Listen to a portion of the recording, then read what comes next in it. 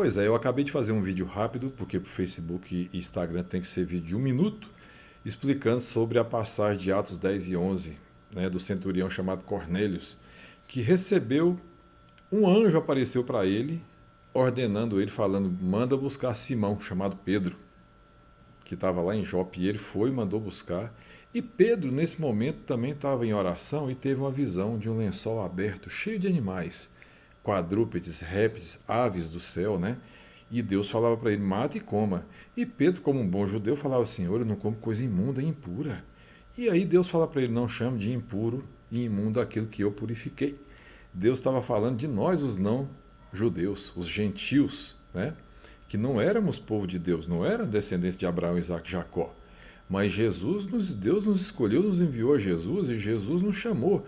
E ele pegou o apóstolo Paulo para pregar para nós, os não judeus. Mas Pedro foi o primeiro que pregou para um gentil. Pedro foi até chamado a atenção. O pessoal da circuncisão chamou a atenção de Pedro. A gente vai ver isso em Atos 11. Pedro, você entrou na casa de um gentil e comeu com ele. Aí Pedro explicou, falou, olha, eu tive uma visão, um lençol com vários animais. Deus me mandou matar e comer. Eu disse que não comia coisa impura e Deus disse para não chamar de impuro aquilo que ele purificou. E aí aparece aquele povo me buscando. Eu fui, preguei para eles, porque a fé vem por ouvir a palavra de Deus.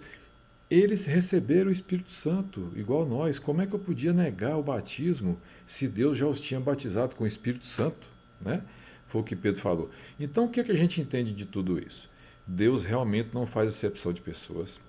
Jesus já dizia, né, lá em João 10, eu tenho ovelhas de outro aprisco, que não são desse aprisco aqui dos judeus, e me convém agregar essas também. E haverá um rebanho e um pastor. Né? Então, nós, os não judeus, os gentios, fomos escolhidos por Deus, igual está em Romanos 8, 29.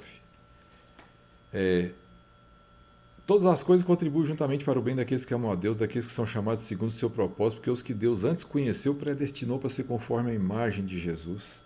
Nós também fomos predestinados para ser conforme a imagem de Jesus.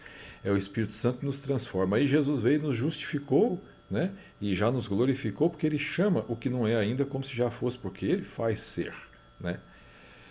Então, gente, vamos entender o seguinte, nós não somos judeus, mas fomos enxertados na videira verdadeira que é Jesus. Hoje nós somos o Israel de Deus, porque fomos escolhidos e, na verdade, predestinados por Deus para sermos conforme a imagem de Jesus. Então vamos deixar o Espírito Santo nos transformar.